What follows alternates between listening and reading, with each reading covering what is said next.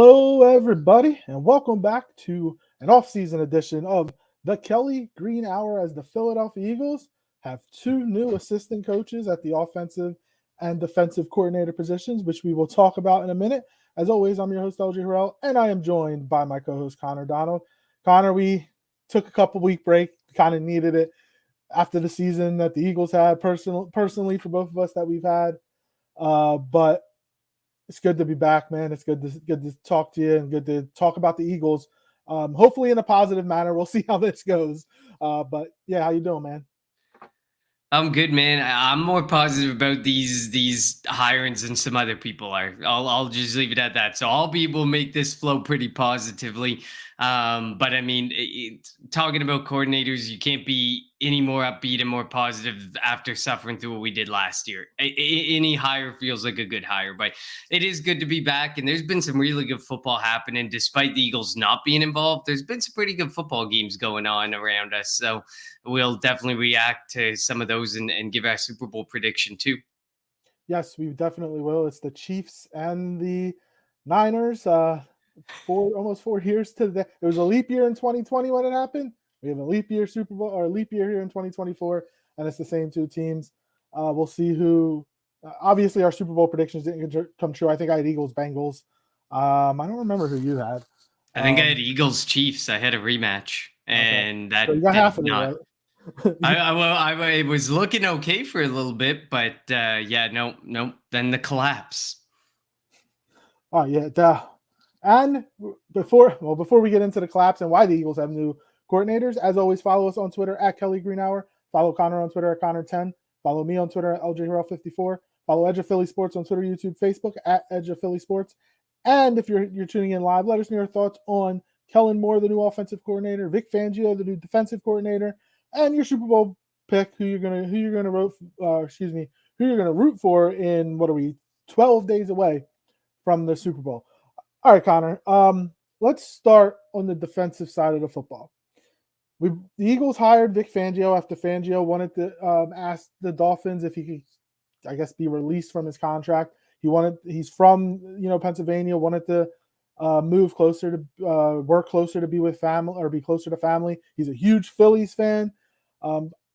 After the Eagles decided to get rid of Sean Desai and Matt Patricia, there was a lot of talk of the Eagles going away from the Fangio defense, trying to get somebody maybe like a Wink Martindale, maybe bring in Denard Wilson, somebody of that ilk. They went out and got the godfather of the Fangio defense in Vic Fangio himself. Obviously, last year in the Super Bowl season, he was here, but he was here in a consulting matter, but he was helping the offense. He wasn't helping the defense. He was helping the offense, helping Shane Steichen devise if the Chiefs are if Spags is gonna throw this at me, what do you think I should do? Now they go out and they go and get Fangio. You're gonna, if there's one thing that the Eagles are gonna get out of Fangio is they are going to be prepared. There was a lot of issues in training camp last year where Nick Sirianni had to I don't want to say call out Sean Desai, but he kind of had to be like, hey, what's going on? Because there were some substitution issues. You're not going to see that with Vic Fangio. Fangio is also bringing in so far experience. Clint Hurt, he was the defensive coordinator with the Seattle Seahawks last year. Has been a defensive. He's got hired as a defensive line coach with the Eagles. He's been a defensive line coach in the NFL. He has experience as a defensive coordinator as well. And it's a different type of system because he's going to bring some of that Seattle ilk with him. So you're going to be able to merge a couple of things. They also bringing in Carl Scott as a defensive back coach, I believe. He was with Seattle as well, but was with Alabama beforehand. He worked with Josh Jobe. He helped recruit Kool-Aid McKinstry, Terry and Arnold. He worked with Patrick Surtain when Surtain was with the Alabama Crimson Tide. So the one thing that Diggs as well. Who? Eli Trayvon Diggs as well. Oh, Trayvon. Yeah, you're right. Trayvon Diggs, not Eli Ricks. Trayvon Diggs. The one thing we're seeing about the staff that Sirianni or Howie Roseman and Jeffrey Lurie, whoever's putting it together, is experience. You have 25 years of experience between obviously most of that's Fangio, between Vic Fangio and Kellen Moore compared to, 1 year, 2 years of experience when it was Brian Johnson and Sean Desai going into last year. What are your thoughts on Vic Fangio and kind of maybe at the beginning of the search, it looked like they were going to go away from the Fangio system, but now they all they got Fangio. It's his system. He's going to bring that experience and bring the know-how and know what to do in certain situations instead of having an underling, somebody that just studies from him. I mean, I love the hire. I mean, I get it. There's a lot of people who are like, oh, here we go again, a zone heavy defense. I mean, honestly, it feels like that's what the Eagles kind of move towards with any defensive coordinator, because we saw it from Jim Schwartz. Damn, we've seen it for the last like 5 or 6 years. We're just a zone heavy team. That's just what we like to do. That just seems to be the type of coordinator they look for.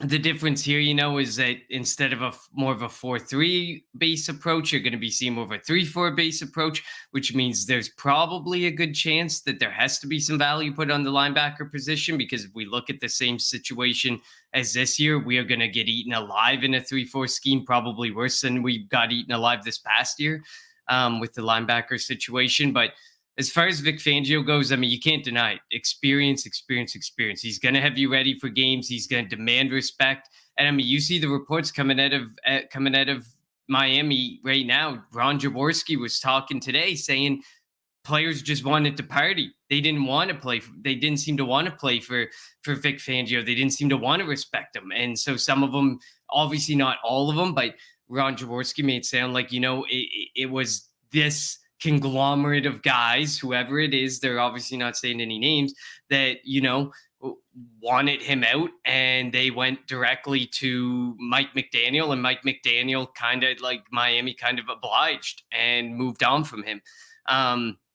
One of the things that may be frustrating with Vic Fangio that I recently saw was we could see the likes of Nolan Smith and Hassan Reddick drop back into coverage a little more than we want to see, because he did it a ton with defensive ends and outside linebackers and people you would expect to rush last year. To cut you off, we saw the Eagles do that a lot with last year, but Fangio with Miami and Hurt with Seattle did that more than the Eagles. So way more. Even though there's a quote out there that Clint Hurt says he likes to see his pass rushers go forward, he doesn't want to see them backpedal.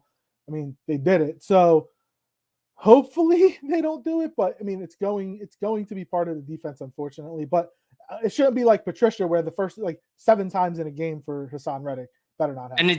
And the hope is that it will be more methodical. Like at the end of the day, Fangio wants to trick offenses into falling into his scheme and making a mistake. So the hope is that it's going to be more methodical than Patricia and Desai, who just kind of just aimlessly drop these guys back into coverage with no rhyme or reason.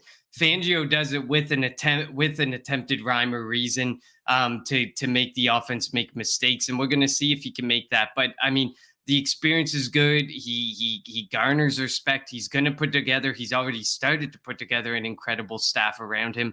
You talked about Scott. He isn't the defensive backs coach, but he is a senior assistant, which likely means he's also going to look after the defensive backs as a senior assistant defensive coach. But I mean, whatever you want to call it, he's coming in here as purely, like, you look back in his history, he was like a defensive assistant or a senior assistant / DBs coach. It always had something to do with DBs, safeties, corners, separate from DBs, but that was always his role back in college, all the way through to his time in the NFL with Seattle and stuff. So, I mean, he's coming in to work on a very, very weak secondary, or a secondary that's struggled. I guess I wouldn't call it weak, but it's a secondary that struggled a lot and has some weaknesses that they need to work on. So hopefully he's going to be able to help clean that up. And Hurt, I mean, I think that's a great hire, because I mean, you need to maximize what you got in that front.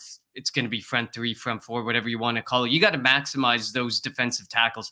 And I think Hurt comes in as that hire to maximize Jordan Davis and to maximize Milton Williams and to maximize Jalen Carter and to really get the most out of those guys. I don't know if his focus will be as much on Nolan Smith, Hassan Reddick, Josh Sweat, maybe Josh Sweat if he's part of that front 3. But I think he's going to be there mainly to focus on the front 3, whoever's lining up as those 3 or 4 guys who are going to be rushing.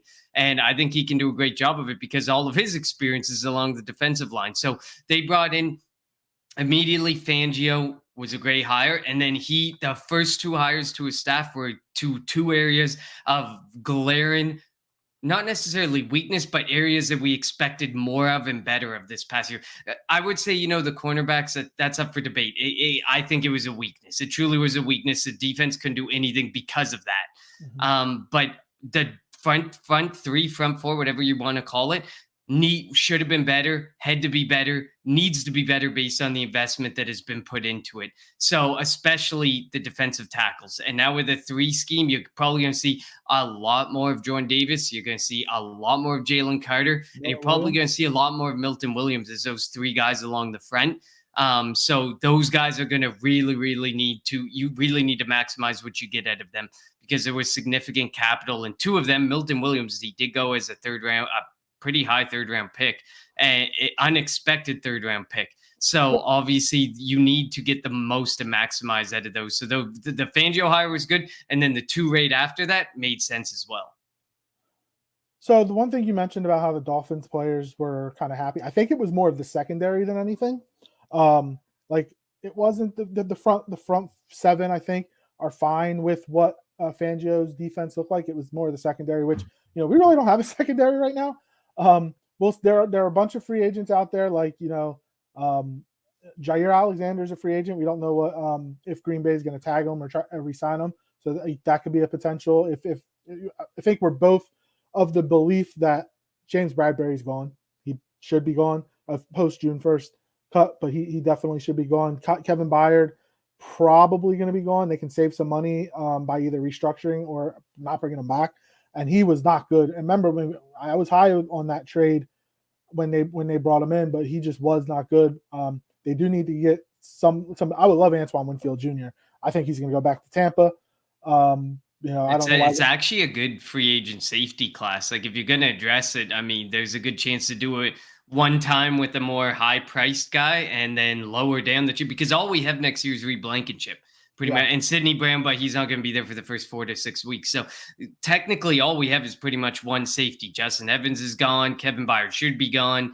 Everyone's pretty much going off to free agency. So there's a chance to address it high up, and there's also the opportunity to grab a lower tier guy, give a prove it guy another opportunity. And I mean, I still wouldn't rule out drafting. Like, I would go pretty heavy. I mean, if there's a way that you can find to like, once the time comes to get Sidney Brown in, get him in. But if you address the position well enough that you can sit Sidney Brown for the year, go ahead. But I think we need Sidney Brown as well. I think Reed Blankenship and Sidney Brown are really can be the future of the safety position there. Obviously, they have their weaknesses. Would we like to see them tackle a bit better with some technique? Definitely. But I mean, those two were clearly the two best safeties on the team this year, and it wasn't even close. Yeah, and look, I would love, like, in the first round, if the Eagles, if they were able to get like a Kool-Aid McKinstry or Terrion Arnold for at corner. I don't think there's a safety in the first round I would take. Obviously, we think linebacker, but they're not going to. I don't know if there even is one that's worth taking in the first round, but like second or third round potentially. And we'll talk about draft, a month or two down the road when we do our mock drafts and whatnot. A couple of the comments. Thank you guys for joining us. Michael says, all I know is Fangio's defenses rank high under him. For the most part, they do. When he was in Denver, they were good. Chicago, they were good. Miami's defense was, I think, top 10 last year, if I'm not mistaken, or top 12. Elements of his defenses are always ranked high. You can tell, where the end of his time with the team or the end of a tenure comes, because they rank a little bit worse. But generally, they rank fairly well as they get comfortable. But at worst, when they're bad, they're like middle of the pack. They're not like bad, like, our defense last year with Desai, bottom five, almost across board. The third down defense won't be like 38th in the league out of 32 teams, because that's how bad they were last year. Todd says, because of all the new hires, do you think they will eventually move on from Sirianni? So I think Sirianni said, I'm pretty sure that the meeting that Sirianni and Jeffrey Lurie and Howie Roseman had is the same meeting that Doug Peterson, Sirianni, and Howie had. Doug said, hell no, I want to keep Press Taylor. And they were like, kick rocks. And Sirianni was like, yes, I like being a head coach. I'll be your yes man. I'll do whatever you want me to do. Obviously, it's not exactly how that went, but that's how I'm thinking it all went down. Sirianni is happy to be head coach. He's willing to be the yes man. He's willing to be the puppet. So he's going to go out there and um, he's going to go and make whatever moves he needs to make so he can stay as the head coach. Obviously, it didn't work last year, and we're not going to know this, but I would love to know what Jalen Hurts' thoughts. There was a report that Jalen and Brian Johnson weren't seeing eye to eye, and Jalen kind of freelanced last year. But I would love to hear what Jalen's thoughts are on Brian Johnson getting canned. Like, what is how is that going to impact the relationship between your $255 million quarterback and the head coach? But then you think about it. Brian Johnson has gotten some interviews, hasn't gotten hired, but has some offensive coordinator interviews. Sean Desai has had some defensive coordinator interviews. What does that say about them? What does that say about Nick Sirianni? What does that say about the team last year, the coaching staff last year? That's like damning that they're still getting interviews after the atrociousness of how last year went, how last year ended. And then, if Sirianni would have gotten let go, do you think he would have got a head coaching interview? I'm not 100% sure he would have. Yeah, I'm not 100% sold Sirianni would have got the interview. I mean, you look what's out there, you look what's still out there, and there's only two jobs left. I mean, Ben Johnson's off the board now because he's going back to Detroit. But obviously, there's still got like Mike Vrabel's there, Bill Belichick's there. It looks like Vrabel may be back to a defensive role. It looks like Belichick's going to step back for a year. Like, it really looked like it was a really aggressive head coaching market. And I don't know if Sirianni was going to get it this year, but in future seasons, there's a chance Nick Sirianni was going to get that opportunity again. I agree with you. I mean, it speaks volumes, I think, to this team. I mean, Brian Johnson, super well respected. There was rumors from like the middle of the season he was going to get looked at for head coaching jobs. Of course, everything went downhill really fast. So now instead of head coach, he got his head coach interviews with a couple teams, got passed on, obviously. But I mean, now he's getting offensive coordinator looks. Sean Desai was extremely well respected heading into this season. I think things just didn't go well. Whether it was he didn't have the right players, whether he didn't have the right scheme, whatever you want to say, it just didn't work for Sean Desai in Philadelphia. But he's still extremely well respected. And if he doesn't get a DC role, if neither of them get an OC or DC role again, they're getting another role in a coaching staff, and I guarantee their names come up again next year in offensive and defensive coordinator discussions. It's a gimme that it happens. I feel like there's a lot of teams who maybe are starting to put together their staffs or who have their staffs in place that, would have been like, I would have had that guy as my DC, or I would have had that guy as my OC if I knew that they were going to become available. Unfortunately, hindsight being 2020, you don't know that that's going to happen. Similar to the Vic Fangio, Jonathan Gannon situation last year. You don't know what's going to happen sometimes in these circumstances. But I guarantee this is not the last you hear of Johnson or Desai's name in coordinator and head coaching, circles and opportunities. I guarantee it's going to happen. And I guarantee someday they're going to get an opportunity to show what they got, and they're probably going to look a hell of a lot better than they look this year in Philadelphia. I just have that feeling. You just know it almost always happens with Philadelphia staff that falters or fails early on in their time in Philadelphia.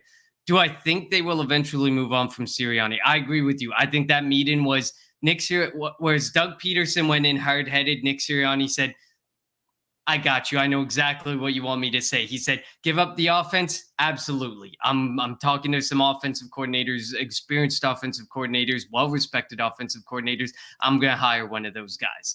Defensively, you want me to get rid of Matt Patricia? Well, Matt Patricia not under contract, unlike a lot of people didn't realize. So he's gone, out of the picture. You want me to get rid of Sean Desai? I got rid of him like 6 weeks ago. So obviously he went into that conversation 100% clearly knowing I know exactly what to say to you. You want me to be your puppet? You want me the guy that goes in front of the media and takes the punches if things aren't going well next year? 100%. Does this position the Eagles well if they go flat-footed again next year and mid-season they're sitting there saying, is it time to move on from Sirianni, and they fire him mid-season? Are they set up well after the fact with guys like Fangio and Moore in the picture? 100%. It doesn't mean they're moving on from him, but it sets them up to have a very good interim or a pair of very good interim coaches who can handle this situation if Sirianni's out of the picture, unlike sometimes other teams who end up with no interim coach or throwing these random interim coach tags around. I just don't think Sirianni's on the move yet. And it's really not like the Eagles to fire in season or make very dramatic moves in season. So I don't think, I They did with don't know. Chip. Like they did with Chip, but that had to happen. Sirianni, you would have to have that collapse continue well into next season So to if they see started two and Sirianni go. six, they start 2-6 I next year. could, I think you'd see him go because you've Fangio in place, you have more in place. The staffs are building are already looking exceptionally well. I think you'd see Sirianni go if you are well below 500 at any point at the midway point of the season. Yeah. So, yeah. So you're right. I don't, unless the season starts off really bad, he'll probably go through. But the thing about Ben Johnson, like, it's 2 off seasons in a row that he has declined to become a head coach and stay with Detroit. The Eagles now, like, if the season goes haywire and they decide to get rid of Sirianni, like, Ben Johnson's there. Ben Johnson is there for an interview and potentially could be your next head coach. So, like, it's good that he didn't go to Washington. So he could potentially, like, he's there if you were to get rid of Sirianni. Daniel, afternoon or good evening. How you doing, bud? Mike says. And again, I'll make one more comment and say that take my words with a grain of salt because I came back from my leave of absence and said there's no way both these coordinators get fired. And I think the week after, Desai lost play calling duties, and now both of them are not coordinators for the Yeah, Eagles. So you came back and Eagles season went downhill. No offense. What's up, Daniel? Mike says, if you had a choice between Patrick Queen from Baltimore or I'm guessing Sneed from the Chiefs L'Jarius Sneed, in yeah. free agency, which one would you pick? I want Patrick Queen. Look, we have guys in the secondary. Now, we've always talked about quality over quantity or quantity over quality. Slay will be back, and I think he's going to be better next year. Bradbury will be gone. I like Ringo. I like Ricks. We don't have a linebacker. I would take Patrick Queen yesterday. So my answer is Patrick Queen. He would give you that. He's young. He would give you that stalwart in the middle of the defense. The guy. I mean, it wouldn't shock me if they bring in Van Ginkel because I think he's a free agent. Played under Fangio last year, so knows the defense, can help teach it. But I would love Patrick Queen. He's Had just a going to command career a year lot last of year. money. Yeah, and Van Ginkel had a career year under Fangio last year. So Queen or Snead, both of these guys are going to demand a ton of money. So who's going to give you the best value for your buck? I'm going with L'Jarius Sneed. I think, Darius Slay, his time's coming to an end too. Was his season bad? It was rocky last year, but it wasn't that bad. I do like L'Jarius Sneed more to get a guy. Sneed will cost you more than Queen. Queen has demanded some money, but Sneed is definitely cornerbacks in a pass-friendly league are worth a lot more money. And I would love to have that sorted out. Like, I mean, I get it. There's people love Ricks and Ringo and think one of them's the future. Yes, one of them's the future. Sure. But what are we doing at the slot cornerback position? Is Avonte Maddox coming back? When he comes back, how long do you have him before he gets? Too. And you got Isaiah Rodgers too. But how long does he stick around? If he has a good year, he has his 1 year. What if he has a really good year and how he doesn't want to pay him? L'Jarius Sneed locks up one of those cornerback positions for insert the year for that amount of time that you would have him under contract. Eventually, Slay will be out of the picture. What will Rodgers look like after being off for a full year? He had a really good year. I get it, but that was 2 years ago now. He's been suspended for a full season. He's going to be coming back. Ricks and Ringo, I think, and I said it back when we were talking about them earlier in the season, I think one of them will hit, but how well do they hit is the question. Are they going to be a stud cornerback for this team, or are they just going to be that second outside cornerback? And we have to insulate them with that stud cornerback. L'Jarius Sneed answers a huge question about the cornerback position, and then you don't have to draft cornerback early. You can look at safety, you can look at linebacker, you can look at other positions. And I think, I mean, obviously we've seen through some drafts, you can draft the cornerback and get the stud cornerback. But I mean, someone who's already had that true success in the NFL, I'm all for Sneed and taking that opportunity. Not to discount Queen. I would love to have Queen. You need to address both positions. There has to be something happen at the cornerback position through free agency or the draft, and there has to be multiple somethings that happen at the linebacker position through the draft and through free agency. So both need to be addressed. And would I be upset with either of those? 100% not. And again, I said Queen because we don't have anything at linebacker. At least we have something at the cornerback position. We have Nakobe Dean, but again, we don't have anything at the linebacker position. I like Nakobe Dean, but like imagine Queen and Dean playing next to each other. Like I think that would help Nakobe Dean. So like, I don't think Nakobe Dean is LB1. I think there's technically an he is though. LB1 to be had out there for the Eagles. Uh, and look, we're not. Me and you we don't agree on everything, and this is one of the like. I think I mean as a DB, I probably would rather have Jair Alexander over Snead. So like I would go Queen, probably over both of them, and then be like Alexander and then Snead. That would be my maybe throw in Darnell Savage because he's a safety. It's a free agent as well. But yeah, Todd says, how about Sirianni's relationship with the players? Does he have to regain respect or does he lose the team?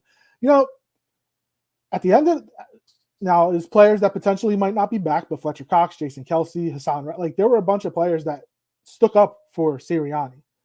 I think that whole Sirianni and needing to or losing the respect of the locker room thing is kind of overblown. I don't think he lost. They didn't like the coordinators. Sean Desai overcomplicated the defense, threw a bunch of stuff at them, and that's why they looked as lost as it did. Fangio won't do that. Fangio is going to simplify it where he needs to simplify it. Brian Johnson, I don't know, was it Sirianni's offense or was it him calling the play? It doesn't matter, but there was a disconnect between Brian Johnson and Jalen Hurts. So the whole respect between Sirianni and the locker room, I think is totally overblown. Are there a couple players here and there that might? Yeah, you're not going to not 100% of the locker room is not going to like the head coach. So like it just doesn't happen. So Sirianni, I think isn't going to have to win them back over.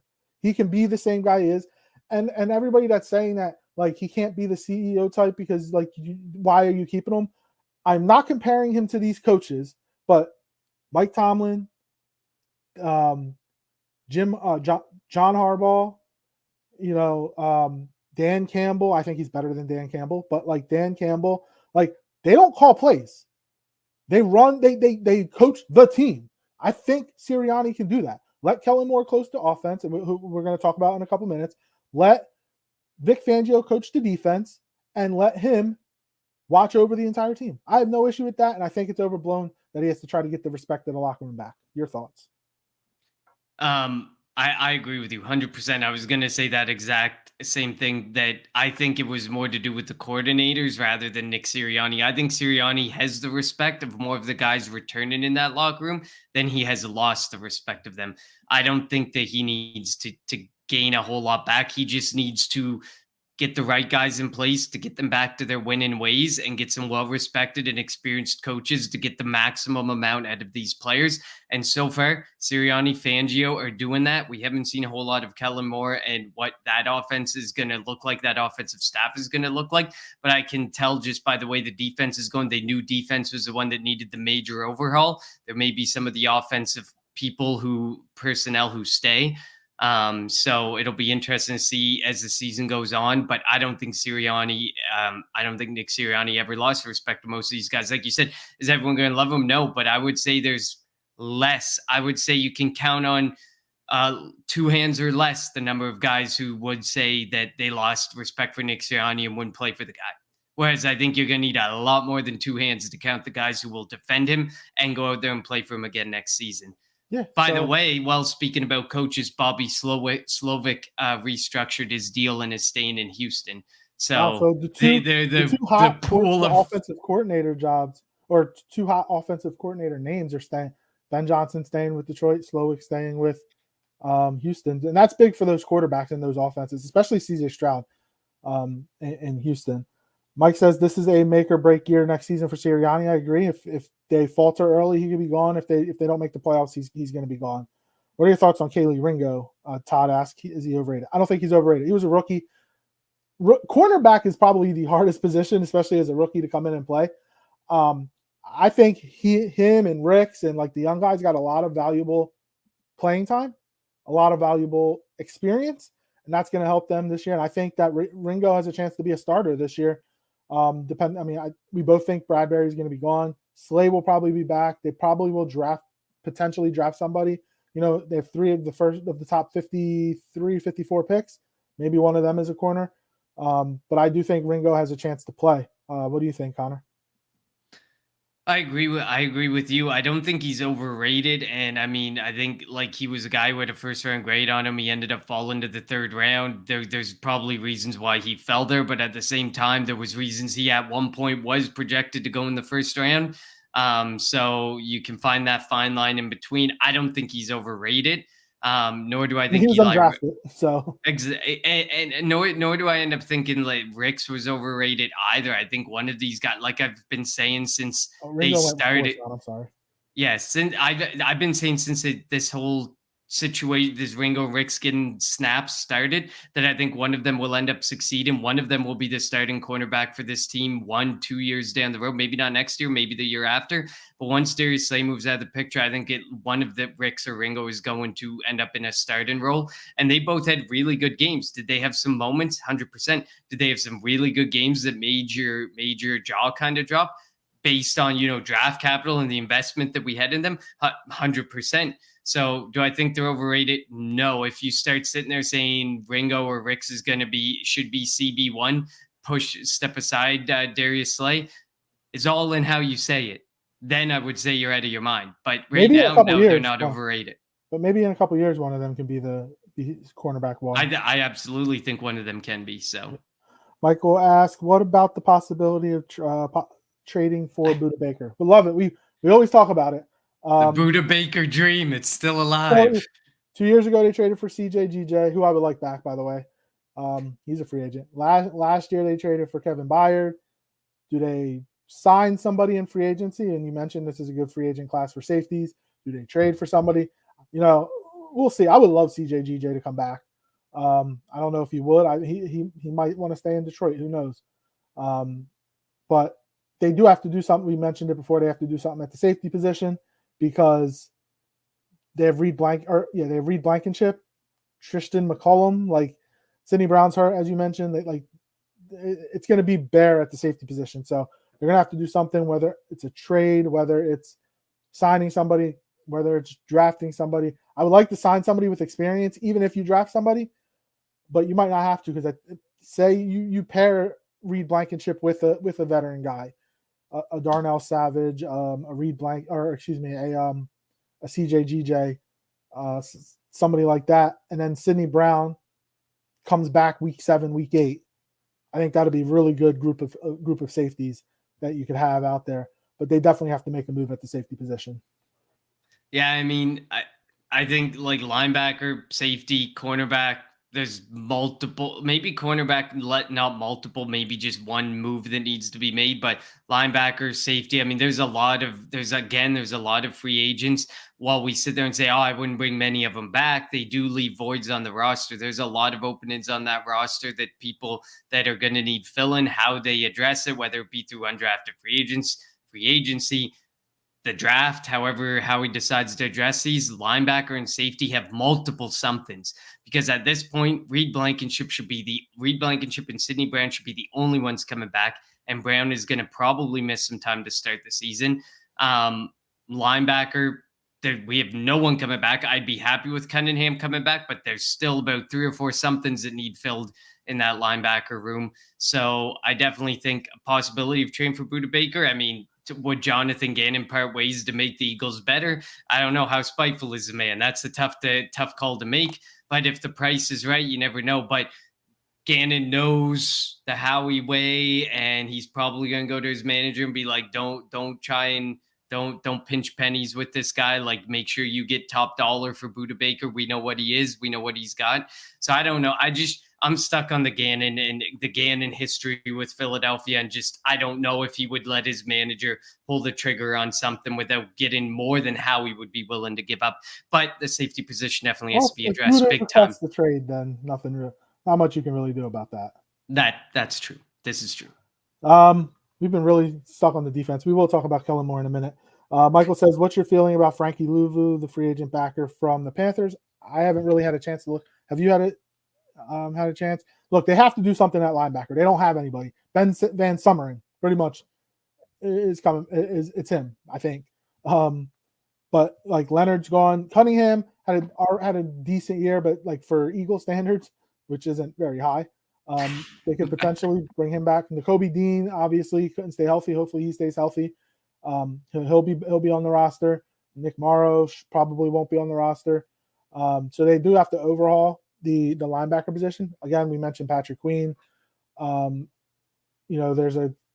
are a couple guys out there. We'll see what moves they decide to make. I mean, Van Ginkel obviously was mentioned, had a career year under Fangio last year. But what do you think? What are your thoughts on Louvu? I mean, I like Louvu. He's a really good outside linebacker. I mean, I mean, it sucks because I feel like we're gonna have to add some inside linebackers, some specialists in that area, and some outside linebackers and some specialists there because you're gonna have to kind of insulate the Hassan Reddicks of the world and the Nolan Smiths of the world, who are not that great. They're more of the Russian linebackers. They're not the guys who are going to drop back in coverage and be all that effective. Even though Vic Fangio's defense is going to make them do that, we're going to have to get some semi-effective linebackers who specialize very specifically outside and inside. Frankie Louvu's been a pretty good outside linebacker, back-to-back seasons with over 100 tackles, back-to-back seasons with 5+ sacks, 3 forced fumbles over the last 2 seasons, 20 quarterback hits over the last 2 seasons. I mean, it's not a bad pickup, but we have to remember Howie and the price to pay for a linebacker is a big question. Is he going to start to value the linebacker more to pay for a Queen or a Louvu, or is he going to decide I'm still going to be cheap at the linebacker position? But I think this is the defense that he's going to have to pay up. He's going to have to shore up the middle of the field, because the middle of that field, a zone heavy scheme, a Vic Fangio scheme, he has to be able to have that middle of the field be defended and respected. And Howie's the king of over I don't want to use the word overreacting. Overcompensating. Remember, he didn't draft SEC players and then went all Georgia and Alabama for a while. Like, maybe it's going to be tough though, because you have a quarterback making $50 million a year, even though it offset it a little bit. You have a receiver making $25 million a year. You're going to have to pay another receiver. That's going to be close to $100 million per year on 3 players on offense. And that doesn't include your tight end. Landon Dickerson's going to have to get paid. Jordan Mailata is probably going to have to get paid again. Lane Johnson's getting paid. So, like, if you're going to pay somebody on defense who doesn't get paid on offense or gets moved on offense is the big question. Michael asked, after CJGJ's comments about the fans, would he be welcome back? Hell yeah, he would. No question about it, he would be welcome back, especially if he is picking the ball off, which is something we didn't do this year. Yeah, I mean, you think about the skill. Don't think about what the guy said. Would CJGJ be able to, and his representation, be able to figure out a Howie Roseman contract and respect a Howie Roseman contract to come back? I don't know. That's a different question to be asked. But would he be welcomed back by fans? I would welcome him back. I want talent. I don't care. Whatever you said, let bygones be bygones. 100% agree. Todd says, will Howie's first 3 picks be all for the defense? Answer, no. It wouldn't shock me if the first pick's an offensive lineman. They're not. It's not going to be all defense. Should it be all defense? Like, should they go the Matt Rule route? Remember when Matt Rule's first year with Carolina? All their picks were defense. Literally every single one was a defensive pick. No. And again, they have 3 of the first 53, 54 picks. One of them is going to be an offensive player, probably offensive lineman. But yeah, it won't be all defense, even though it should be. Hopefully they can get like Trotter Jr. in the second round, maybe. But it wouldn't shock me if 2 of the 3 were offense, just because they prioritize offense over defense in the NFL anyway. Yeah, so the question should, yes. Will likely not. But I mean, it all depends on what he's able to swindle at a free agency. Is he going to be able to get some good deals on defensive players? It's all going to be. We can do a million mock drafts right before free agency, all we want, and it's going to look nothing like, and then our mock drafts are going to be so different as soon as free agency's over. To me, it's all about what does he address in free agency? How does he choose to handle free agency?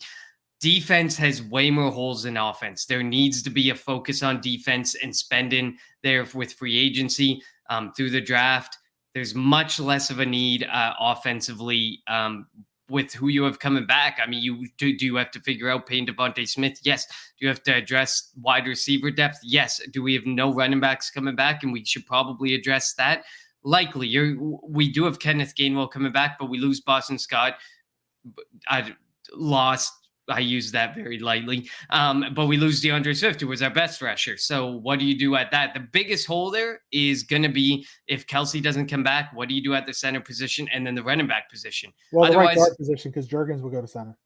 yeah, however they decide to do that, you're gonna have a hole on it on an offensive line that's been really good, and you're gonna have to address that. Running back, I mean, you lose your best running back, you got to address that, but you can be a bit cheaper with that. We've seen that. But I do think, like, should the first 3 picks in the draft be defense at this very moment? Yes. Come join us 2 weeks into free agency and let's talk about it. Mine and LJ's answers are probably gonna be very different then. Probably. Michael asks, I see Howie restructuring I see Howie restructuring a few contracts and extending contracts to come up with more money for free agency. Yeah. Hassan Reddick, you can extend him. He can get, you can open up cap space. Getting rid of Bradbury as opposed to June 1st might give you. You don't save any of that. I think you save like 700,000. Kevin Byard, if you release him, he's huge. He's huge. That's like 13 million. But yeah, so he will. That's what they typically do. What about moving on? But yeah, Michael. Just as a response, and with all due respect, obviously, Howie restructures and plays with money all the time. Before what is free agency? Is it March 16th or whatever? Before free agency, he will have restructured and extended at least 5+ contracts. I promise you. They're at like 20 some odd mil right now, but they'll be at like 50 mil by the time free agency starts.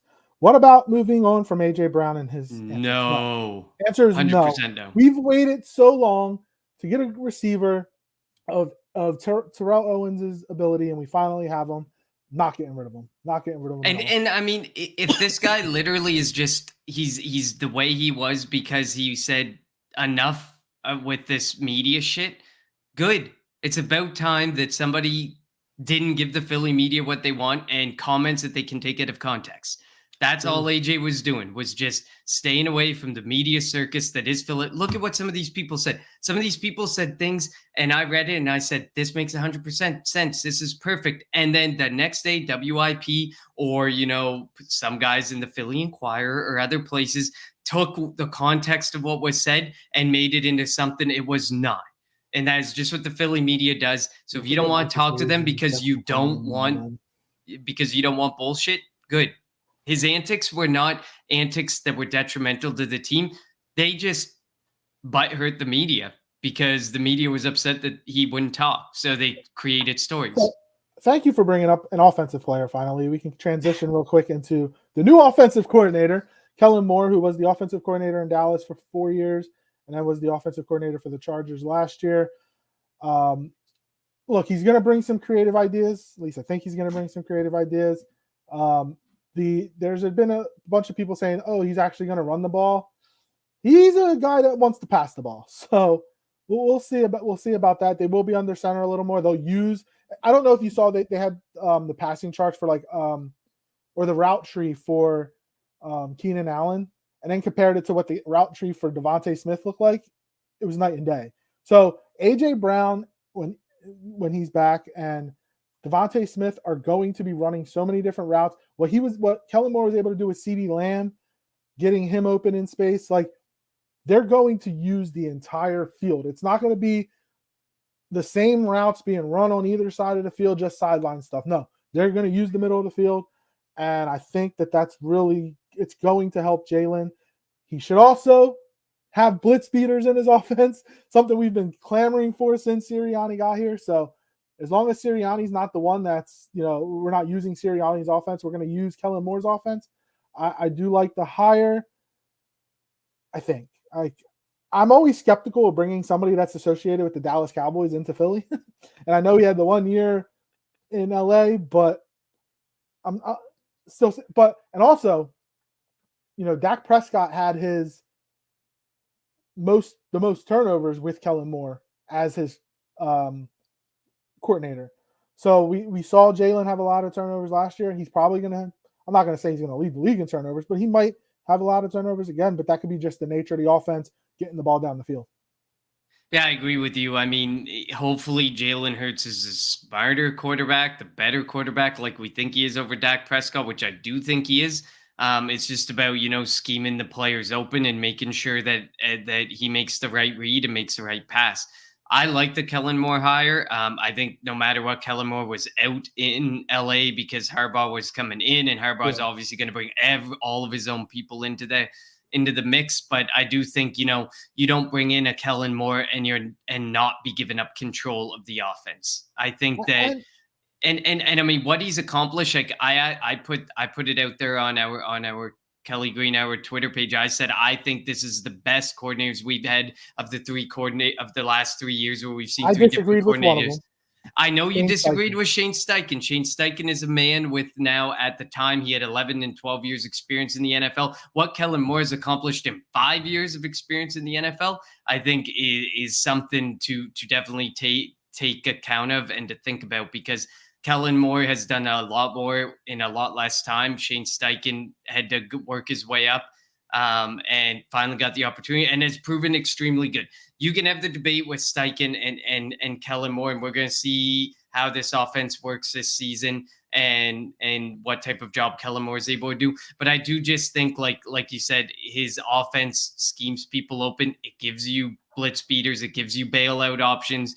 It schemes people open the best that they can. It uses the middle of the field. It pushes the ball down the field fast. Which when Jalen Hurts wants to push the ball, he can push the ball and he can do it very well. I'm just tired of seeing him do it to a 50-50 ball. I think in this type of offense, it won't always be a 50-50 ball. There may be an opportunity to actually find wide open people down the field. And instead of getting a 50-50 ball that's a 35-yard gainer, it could be 35 plus. Like there's with run after the catch and stuff. So I'm really hoping, there's a lot of things to like about the offenses that we've seen. Of course, there's criticisms in all offenses. There's always going to be, but there's a lot of really good things to look for in that offense. And in his defense, last year, that offense was just rode off with injuries, constant injuries. Quentin Johnson was not who they thought he would be. I didn't think he was going to be a whole lot. He clearly isn't going to be, at least in the early going of his career. Mike Williams went down with the injury. Keenan Allen had to do all the heavy lifting. Austin Eckler was an extremely inefficient runner and missed a bunch of time as well. There was a lot of things working against him, whereas I personally think we have the better offense. We have the better offensive line. We have the better things to optimize Kellen Moore's offensive structure, an offensive scheme, and to get the most out of this offense. And if you think about it, the last time we fired an offensive coordinator from the Chargers, we've gone to the Super Bowl within 2 years. So we go back to 2016 when we brought in Frank Reich. 2017, we won the Super Bowl. 2018, he became the Colts coach. We bring in Steichen in 2021. 2022, we go to the Super Bowl. 2023, he becomes the Colts coach. So 2024, we bring in Kellen Moore, which means 2025, we go to the Super Bowl.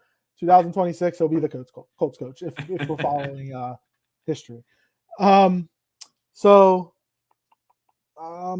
asked, how about Jonathan Taylor, Austin Eckler? The answer would be no. They're going to Jonathan Taylor signed an extension in the offseason, so they're he got an extension. super, Austin Eckler, did my comment answer your question? Austin Eckler was ridiculously ineffective. They're going to either bring back DeAndre Swift at a hometown discount or find a disgruntled running back to trade a 6th-round pick for. Like they just like DeAndre Swift. Swift was a bit more than a 6th-rounder, but I mean, I'd pay that for that again. If you can find a disgruntled guy who's going to do what Swift did this past year, I do it again. They don't pay running backs. They don't pay running backs in this offense. With Ben Johnson out of the running for the Commanders, does that open the door for Eric Bieniemy? Ugh, who wants to work for the Commanders? Well, I think that they want to go. The fact they haven't turned to Bieniemy is very. I think they want to go like defensive coach again for some reason, which doesn't make sense. Again, I know, and I get it. What the D'Amico Ryans did with Houston with a rookie quarterback, that's like I feel like a once in a lifetime thing. So it's not going to be Johnson. It's not going to be Slowick. Maybe they might just like have to give it to Bieniemy at this point. Is what it might come down to. But like, I think they wanted to interview Anthony Weaver from Baltimore. So it'll be interesting to see what they do. I think if Bieniemy gets it, it was kind of he was the last resort kind of thing where he kind of they just were like, all right, we have to hire somebody. It's going to be Bieniemy. He was already here. That's my guess on that. What do you think? I mean, the fact the enemy is going to go through another cycle and probably not get a head coaching job is very interesting to me. I don't understand how this man has not been able to get the job, but I agree with you. I feel like in the building right now, Bieniemy, you have your offense settled. You need to figure out something on the defensive side of the ball, and I mean, there's a very good chance that you get a defensive minded head coach in the building again, because it feels like all the offensive ones have gone bad. So now all that you're going to end up sitting there being left with is defensive minded coaches. And I agree with you. I wouldn't like a defensive minded coach. I don't like defensive minded coaches. This is an offensive happy league. Sorry to the defensive minded people, but this league favors offense. This league wants offense. It craves offense. So I would go for the offensive mind, but obviously the offensive minds are all returning, restructuring deals, and Like going back to their teams. So the two teams in the Super Bowl, Andy Reid, offensive coach, Kyle Shanahan, offensive coach. And what does that say, that these guys literally are going back to their jobs and the only two job openings left aren't the most appealing of job? Like, what does that say about Washington? They can't even get a guy like Ben. And there's reports out there that Ben Johnson's ask is too much. That when you're talking about the ask of a coach, who cares? Yeah, there was no salary cap for a coach. I also think that was also like, I don't think he was really asking for that much money. I think that was also a little. Unless it was like he was asking for personnel control, then I get it, because I really don't like. We saw with Chip Kelly, we've seen Bill Belichick over the past couple of years. If you want personnel control, it doesn't seem to ever really work out. I think Adam Peters is the guy that got hired by Washington. They could potentially just be waiting for somebody from San Francisco, because that's where he came from. Yep. Who knows? Todd asked, could we get a better backup quarterback? Mariota blows. I think we will. I don't think Mariota's back. I didn't mind Mariota. Like, he's a backup. I mean, obviously we're kind of spoiled with the backups that we've had, with Nick Foles winning the Super Bowl. But I do think that it might be Tanner McKee as the backup, being his second year in the league. Michael asks, if Shanahan does not win the Super Bowl, his time in San Francisco mirrors Andy Reid's time in Philly. Yeah, and they should have lost to Detroit. Like, they definitely should have lost to Detroit. If Dan Campbell wasn't so risky, hyper aggressive, very aggressive, that would have been different. All right, that's a good segue into Super Bowl prediction. It is good. It is a good segue into Super Bowl predictions. The Kansas City Chiefs and the San Francisco 49ers, 40-winers, whichever you want to call them. What's the percentage of people in Philly that are going to be rooting for the Chiefs in this game? Probably 95%. Man, I've had people ask me and be shocked, and I'm like, I'm cheering for the Chiefs. I don't care about Taylor Swift. I love Andy Reid. It's about Andy Reid. I have so much respect for Reid. But even if the Lions made it, I honestly was still going KC. I have too much respect for Andy Reid. He did so much for Philadelphia, and I want to see him have this dynasty. I want to see him have this run. Good for him. Good on him. He's on a track to supplant Bill Belichick as the greatest coach of all time. I agree. We actually had this discussion. I'm sorry to cut you. He has Patrick Mahomes, been the 6th straight AFC Championship games, been the Super Bowl 4 of the last 5 years or something like that, 4 of the last 6. You think they get to a Super Bowl in the next 5 years? If he's the coach for the next 5 years, get back to the Super Bowl 3 more times? Like, he could break Shula's win record. Yeah, no, and he's got a ton of wins. Like, I mean, I agree. Like, I think I just could never, like, unless it's the only team I would cheer against the Chiefs, and I get it. All this stuff with Taylor Swift and all the things in the media, I get it. And it has nothing to do with that. It has everything to do with Andy Reid. I just want to see Reid win some more. He deserves it. He earned it. I don't like San Francisco. I wanted the Ravens and Lions in the Super Bowl. That was my championship week pick, so I was wrong on both accounts because I like Lamar. And again, I don't have a disdain for the Chiefs. Like, obviously last year's Super Bowl sucked, but I can't stand the Niners and their fans and all the crying they did over the last year. And then for them to get to the Super Bowl, which kind of proves them right a little bit, kind of sucks. But you're taking the Chiefs. Do you have a score and the MVP? I think it's gonna be a decently high scoring game. My MVP is gonna be Travis Kelsey. I mean, after last week, like 11, what was he, 11 for 11. 11 or something like Yeah. that? Like he had a huge night. You know that Mahomes is gonna turn to him a whole bunch again. Um, 10, probably another 10 reception game, 100 yards, at least one touchdown, something along those lines. I have it being a fairly high scoring game. I just think when push comes to shove, who do you trust with the ball in their hands up against the Patrick Mahomes. defense? Patrick Mahomes all day. Brock Purdy has not had that opportunity. Okay, he made the big comeback against the Detroit Lions, kind of self-induced by their head coach. But at the same time, if you have to try and score against this KC defense is better than the Lions defense. This KC Yes. defense has just been unreal. So And they, I you have, know, and they drafted most of those guys. Like that secondary was like rookies last year when they yep, won the Super Bowl. pure building from just through the draft, through Mm-hmm. from scratch. And so I got 34-31. I still think it's going to be a high scoring game. I just think back against the wall, if you give Brock Purdy the ball with 2 minutes or less left, he ain't scoring. His odds of a turnover are better than his odds of getting the touchdown. If it's 2 minutes left and he needs 3 points, 3 points, and it's Patrick Mahomes, he's getting 7. And do you remember when people were saying that the Chiefs not having a receiver was going to be their downfall? And look, they're back in the Super Bowl. Yeah, I'm going to go Chiefs 27-17. And Patrick Mahomes will be the Super Bowl MVP. That's kind of a blowout. Like from a Super Bowl standard, that would be pretty shocking. But I mean, 27-17. that KC defense really good. It is So good. It is good. All right, Connor, it was fun. Thank you everybody for the questions and the comments in the chat. We appreciate it. I didn't think we were going to hit an hour today, and we pretty much damn near did. We will be back, after the Super Bowl, when we get closer to free agency.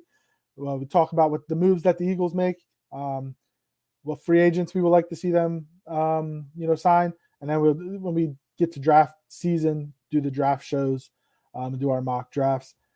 As always, follow us on Twitter at Kelly Green Hour. Follow Connor on Twitter at Connor10. Follow me on Twitter at LJ54. Follow Edge of Philly Sports on Twitter, YouTube, and Facebook at Edge of Philly Sports. And as always, thank you again for the comments. Michael has the KC beating the Niners 36-27. So we have a lot of people on the Chiefs side, which doesn't surprise me because the Niners and their fans are a bunch of. I'll leave it at that. I won't say the word that I want to say. For Connor, I'm LJ. Thank you all for tuning in to the Kelly Green Hour.